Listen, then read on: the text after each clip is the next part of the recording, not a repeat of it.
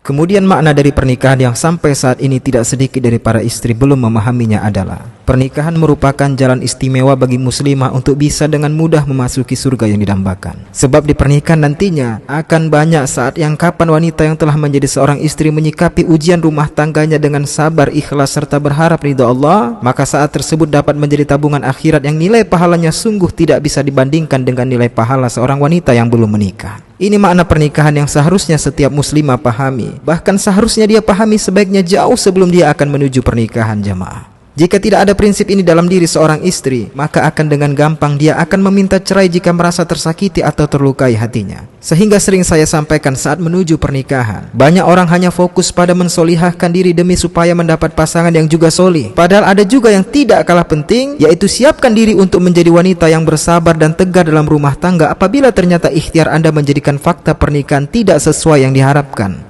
Namun sekali lagi bahwa sabar juga ketegaran ini akan sulit ada pada seorang istri apabila tidak diiringi dengan prinsip yang saya sampaikan tadi, yaitu prinsip bahwa pernikahan merupakan jalan istimewa bagi istri untuk bisa dengan mudah memasuki surga.